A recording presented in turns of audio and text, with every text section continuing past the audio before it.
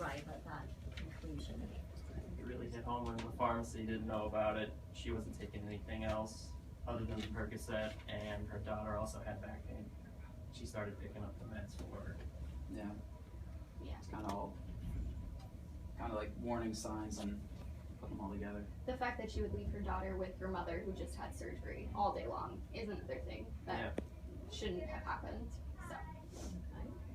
So what do you think in terms of your interactions? What do you think went well in bringing you to the conclusions, and what do you think you could have done differently?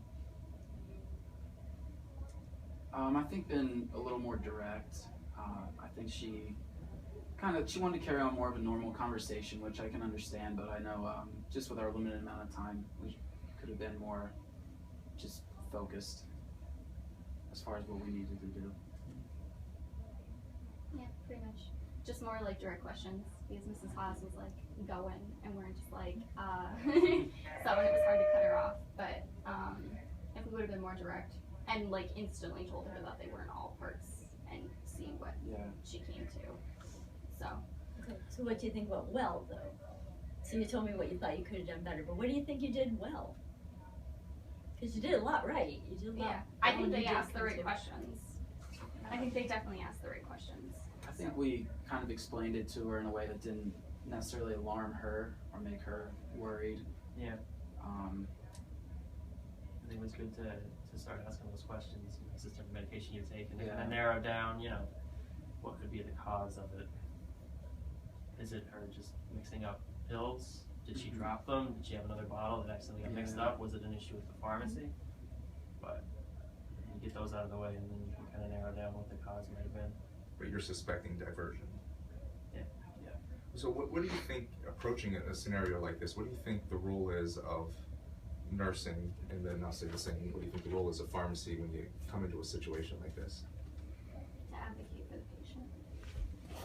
A lot of it is about advocation and like actually, like the fact that we went there and we checked her medications and we called the pharmacy and we called the home health, and instead of just being like, oh, well, it makes sense for her to be on Colace, and just kind of letting it go as that was important.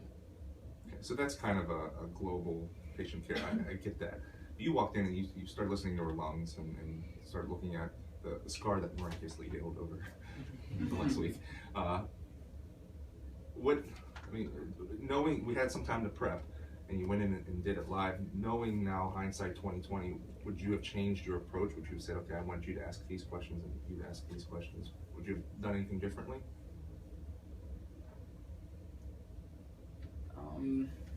Maybe more have had more specific questions, but it's hard to do that without knowing the exact what you're walking into. I thought Heather did a great job assessing patient and doing what she needed to do. I thought we just kind of sat and observed and listened as far as like the pain assessment. Plus I think, if you don't know what you're walking into, you have to ask those questions, and you can actually get a lot more out of the patient to kind of help you understand what could be going on. And then what do you think pharmacies can contribute to a scenario like this? So they said you can do a lot of the assessments. Right. I think they did a great job by like a lot of the questions that they asked about the medication or something I wouldn't have thought of, like, when did you get this refilled, like stuff like that, and calling the pharmacy and advocating for her. I think that was like really important. But, you mentioned in pre-briefing that, there was a 6-month-old infant in there. So that must have something to do with it. So you went in with the plan to assess the baby in that situation. What do you think now, looking back, about that baby being in the room? I think that the baby wasn't getting she said that the baby was sleeping, and I can't really assess whether a baby doll's sleeping or not.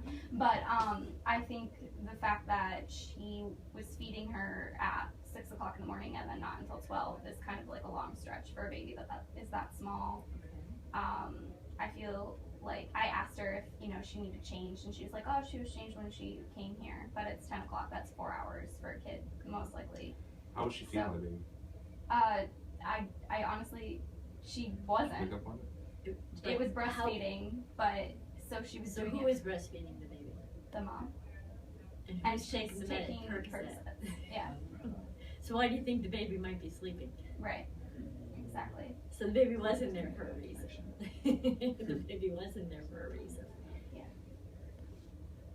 So then, okay, so I think you recognize the diversion well. I mean, Yes. this doesn't seem right, even though the mother said that my daughter does this and there's generics and switching manufacturers, which that happens.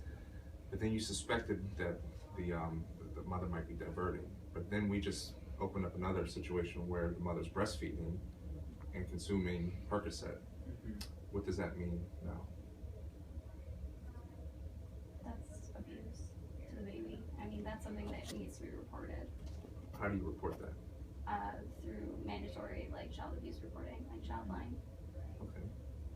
So there's a mandatory child abuse training program that all licensed healthcare providers in Pennsylvania need to do before they get licensed now, taking effect from 2015. I think pharmacy may have already done that. If you haven't done it yet, you will have to do it soon. In nursing, I believe. If you haven't done it, all right. So you just did it. So you see how this fits in. So now it's all I time. knew it was going to. I knew it was Did going something, to. but That's it's- why I was. Just did it. It's interesting because you're the way you.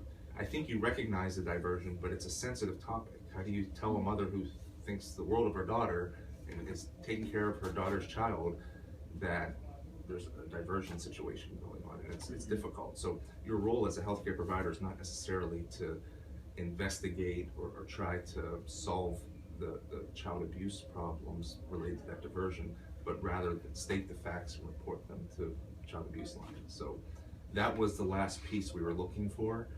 You almost got there. You got to that diversion. We kind of ran out of time. Maybe with more time you would have gotten there, but I think we just almost got to that. Well, what about the child? And so who